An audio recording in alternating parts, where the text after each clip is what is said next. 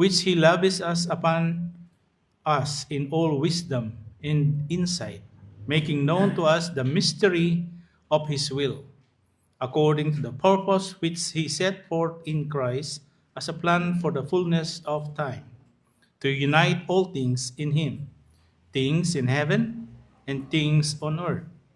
In Him we have obtained an inheritance, having been predestined according to the purpose of Him who works all things according to the counsel of His will, so that we, who were the first to hope in Christ, might be to the praise of His glory. Verse 13, in Him you also, when you heard the word of truth, the gospel of your salvation, and believe in Him, were sealed with the promised Holy Spirit, who is the guarantee of our inheritance until we acquire possession of it, to the praise of His glory. Sa ating pong mga hawak na Biblia sa Tagalog, verse 3, Ephesians chapter 1, reading from verse 3 to 14. Purihin ang Diyos Ama ng ating Panginoong Hesukristo. Pinagkalooban niya tayo ng lahat ng pagpapalang espiritual na nagmumula sa langit dahil sa ating pakikipag-isa kay Kristo. Bago pa likhain ang sanlibutan, ay pinili na niya tayo upang maging Kanya sa pamamagitan ng ating pakikipag-isa kay Kristo, at upang tayo maging banal at walang kapintasan sa harap niya dahil sa pag-ibig ng Diyos.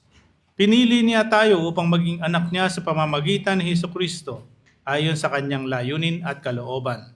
Sa gayon ay purihin ang kalwalatian ng kanyang kagandahang loob sa gana niyang ibinigay sa atin sa pamamagitan ng kanyang minamahal na anak. Verse 7, tinubos niya tayo ni Kristo sa pamamagitan ng kanyang dugo at pinatawad ang ating mga kasalanan. Ganoon kasagana ang kanyang kagandahang loob na ibinuhos niya sa atin ayon sa kanyang karunungan at kaalaman.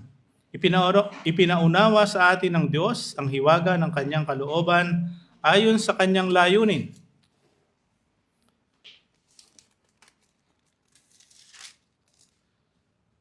Isa sa katuparan sa pamamagitan ni Kristo pagdating ng takdang panahon.